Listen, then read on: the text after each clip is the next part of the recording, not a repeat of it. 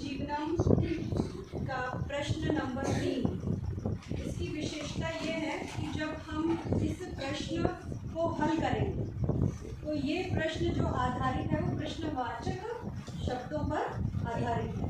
यहाँ पर आपको एक पूरा वाक्य संस्कृत में दिया हुआ है और कहा गया है कि जहाँ पर रेखांकित शब्द है वो आंसर है, उसको हटा के उसके स्थान पर हमें उसके लिए एक प्रश्नवाचक शब्द लगाना है, तो वो वाक्य एक प्रश्नवाचक वाक्य बन जाएगा। तो हमें ये देखना है कि किस तरीके से हम प्रश्नवाचक वाक्य का निर्माण करेंगे। अब यहाँ पर हम सबसे पहला जो उदाहरण ले रहे हैं का छात्रावासे स्थित्वा सम्यक अध्ययनम करोमि। ठीक है, अब यहाँ सबसे पहले आया छात्रावासे, जिसके नीचे रेखा खींची हुई है ना, अंडरलाइन है। तो ये जो छात्रावासे है ये एक स्थान है ना। तो अब तुम थोड़ा अच्छे से ध्यान से समझोगे तो ये समझ में आएगा कि किस तरह के वाक्यों का प्रश्न बनाने के लिए कौन सा प्रश्नवाचक शब्द का प्रयोग किया जाता है।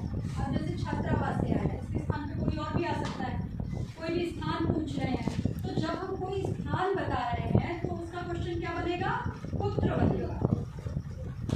क्या बनेगा, पुत्र। पुत्र। और यहाँ पर क्या आ रहा है, छात्रावासे। कौन से स्थान पर सम्यक ध्यान कर रहे हैं, छात्रावासे। कौन सा स्थान, छात्रावासे। तो स्थान के लिए कहाँ कर रहे हैं, तो पुत्र। ठीक है, तो ये आएगा पुत्र हमारा प्रश्न नंबर का। इसके बाद हम देखते हैं खा में मासिक मूल्यांकने भगिन्या प्रथम स्थानम स्यात्। मासिक मूल्यांकन में भगिनी का प्रथम स्थान हुआ।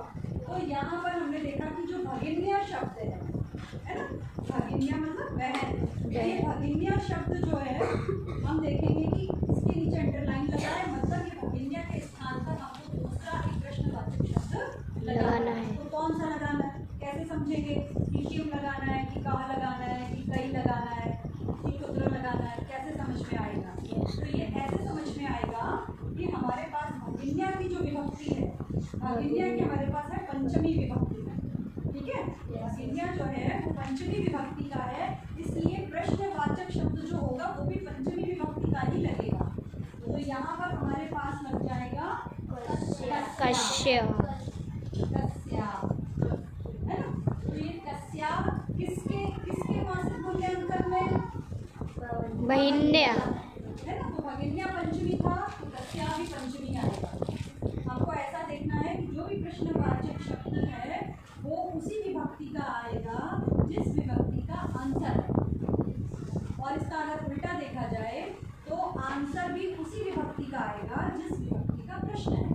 प्रश्न अगर पंचमी विभक्ति का है तो आंसर में हम जो शब्द लगा रहे हैं वो भी उसी विभक्ति का लगाएंगे। आपके प्रश्न पत्र को आप ध्यान से पढ़िए, उसमें देखिए कि प्रश्न आपका किस विभक्ति में है, जिस विभक्ति में आपका प्रश्न, आंसर भी आप उसी विभक्ति में दे दीजिए, कभी आपका गलत होगा ही नहीं, है ना।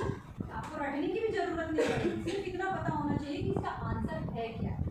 विभक्ति भी नहीं रटने की जरूरत पड़ेगी। अगर ये चीज़ समझ में आ गई तो कभी भी हमको विभक्तियाँ रटनी नहीं पड़ेगी, आंसर रटना नहीं पड़ेगा। बस प्रश्न का हमको विभक्ति जैसे समझ में आई, आंसर इसका ये लिखना है, तो मतलब कि यहाँ पर कस्या पूछा गया है, अपने आप ही आएगी पंचमी से पंचमी। पंचमी अगर इधर आई है तो आंसर भी पंचमी से ही आएगा। ठीक है, फिर अगला देखते हैं गा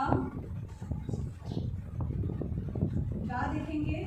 ग्रामम परितः कृषि भूमि अस्ति। ग्रामम कौन सी विभक्ति हो गई, द्वितीया।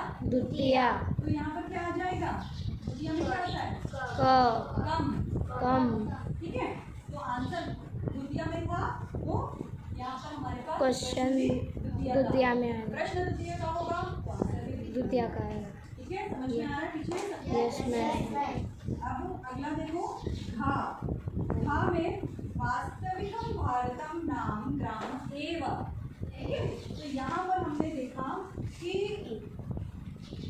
ये शब्द जो है प्रथमा नपुंसक लिंग का है, जो अंडरलाइन है वो प्रथमा नपुंसक लिंग का है, इसलिए हमारे पास इसकी जगह पे जो शब्द आएगा किम, किम। वो भी प्रथमा नपुंसकलिंग का होगा। ठीक है। अब अगला देखते हैं। अब इसमें लिखेंगे तैहि सह मिलित्वा वार्तालापम कृतवन्तः, है ना। तो तैहि जो शब्द है वो क्या है, तृतीया पुल्लिंग है।